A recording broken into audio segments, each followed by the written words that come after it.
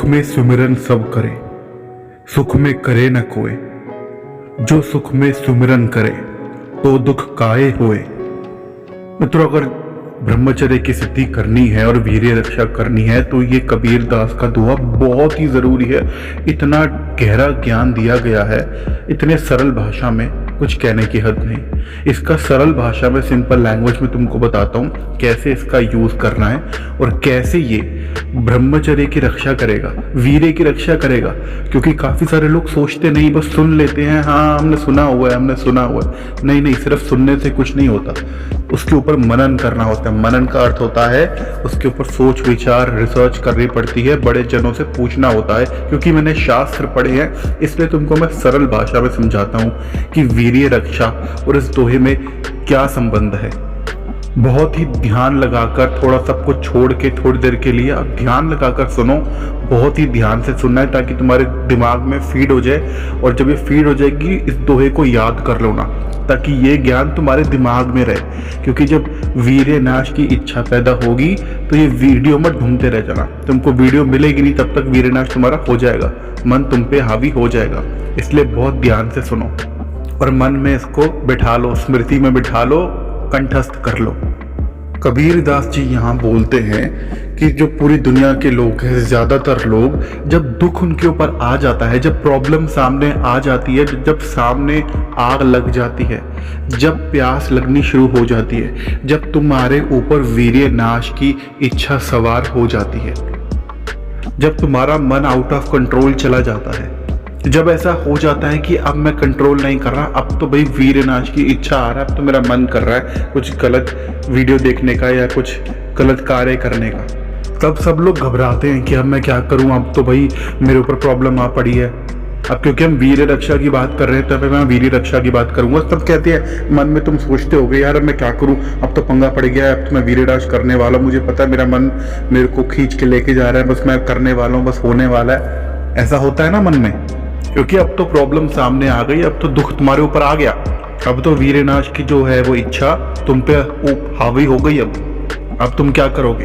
अब सोच रहे हो तुम कि यार अब मैं कैसे ठीक करूं, हे भगवान ठीक कर दो। कोई प्रेयर करता है, कोई कुछ करता है, कोई अलग अलग उपाय करता है कि अब जी अब आक्रमण हो रहा है मेरे ऊपर, अब वीर्य नाश की इच्छा आ गई है, अब मुझे ठीक करना पड़ेगा। तो यही कबीर दास कह रहे हैं कि भाई दुख में सुमिरन सब कर रहे हैं, दुख हो रहा है अब तुमको, अब तुम्हारे ऊपर आक्रमण हो रहा है वीर्य नाश का, तुम्हारे ऊपर दुख आ रहे हैं, तुमको पता है मैं वीर्य नाश करूंगा फिर उसका परिणाम आएगा, मेरे को भोगना पड़ेगा, फिर पछताऊंगा मैं। तो ये दुख आ रहा है ना तुम्हारे ऊपर, तो ये दुख जो आ रहा है, कबीर दास बोल रहे हैं दुख में सुमिरन कर रहे हो तुम जब दुख आ रहा है।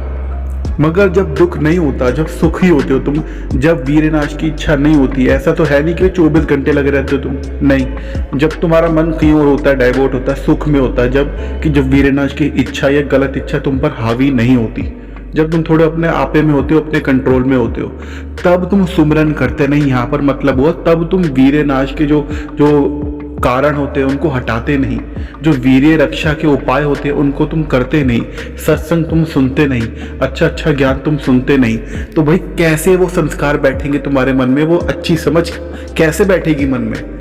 भाई वीर्य रक्षा तभी कर पाओगे जब वो अच्छी समझ बैठेगी तुम्हारे मन के अंदर, वो भी पक्की गाढ़ी तरीके से। यहाँ पे जो दूसरी लाइन है, सुख में करे ना कोय, मतलब इसका ये हुआ कि सुमिरन करो मत। सुमिरन का यहाँ पे वीर्य रक्षा के संदर्भ में मतलब हुआ कि भैया जो तुमको पता है कि वीर्य रक्षा इन चीजों से होती है, ये जो कारण है, ऐसे ऐसा ज्ञान तुमने सुना है मेरी वीडियो से, अलग अलग जगह से सुना है कि भाई ये चीजें हैं, ऐसी समझ है, ये मुझे करना चाहिए, उसका बार बार अभ्यास करो। सिमरन का यहाँ मतलब हुआ अभ्यास, वीर्य रक्षा के उपायों का बार बार अभ्यास करो। जब सुखी हो तो ऐसे खाली मत बैठ जाओ, ऐसे बिना बेपरवाह होके, केयरलेस होके मत बैठ जाओ कि अब तो जी कुछ भी नहीं है, ठीक हो गया, सब बढ़िया हो गया। नहीं भाई नहीं, एकदम झटके से वीर्य नाश की इच्छा तुमको धप्पा करेगी, पकड़ लेगी। फिर क्या करोगे? फिर तुम्हारे ऊपर दुख आ जाएगा, फिर तुम रोगे, फिर पछताओगे, फिर वीर्य नाश करोगे और फिर कहोगे ये क्या हो गया। इसलिए कबीर दास का ये दुआ बहुत जरूरी है। मैंने तुमको बहुत सरल भाषा में समझाया, इसको सुनो, इसको समझो, इसके ऊपर मनन करो, फिर उसकी प्रैक्टिस करो और इसको याद तो करना ही करना है। इसलिए अगले लाइन में बोलते हैं कबीर दास जी, जो सुख में सुमिरन करे, जो तुमने सुख में भी, जब तुम ऊपर आक्रमण नहीं हो रहा, जब वीर्य नाश की इच्छा तुम्हारी ऐसी नहीं आ रही, पर मन तुम्हारा बेकाबू नहीं हो रहा, जब तुम कुछ और काम में बिजी हो, जब गलत इच्छा तुम्हारे मन पर हावी नहीं है, जब वीरनाश की इच्छा तुम्हारे मन पर हावी नहीं है, तब काम करना है भाई। वो ही तो मेन काम है। तभी तो वो अंदर बैठे शत्रु को उसकी जड़ें खोदनी है, उसको हटाना है, उसको निकालना है।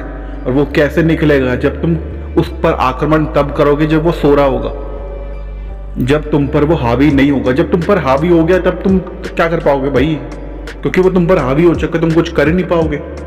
इसलिए प्रैक्टिस तब करनी है जब तुम कंट्रोल में हो, जब सुख हो, जब तुम पर वो हावी ना हो। इसलिए सुख में सुमिरन जब जो करे उसको दुख ना होए। यही बोल रहे हैं आखिरी लाइन में कि भैया जो सुख में सुमिरन करे तो दुख काहे होए। क्यों होगा तुमको दुख? क्यों तुम्हारे मन में वीरनाश की इच्छा आएगी? क्योंकि तुमने अभ्यास करा होगा, पक्का करा होगा उसको, धीरे धीरे उस दुख की, उस शत्रु की जड़ खोदी होगी। इसलिए मैं कह रहा हूँ इसको ध्यान से सुनो। पूरी वीडियो को बहुत ही सरल भाषा में समझाया मैंने, और बहुत ही जरूरी है यार। बहुत ही बड़े बड़े लोगों का ज्ञान है, बहुत सरल भाषा में समझा रहा हूँ क्योंकि मैंने शास्त्र पढ़े इसलिए समझा पा रहा हूँ। कोई डाउट हो तो मुझे कॉमेंट्स में पूछो। जय हिंद।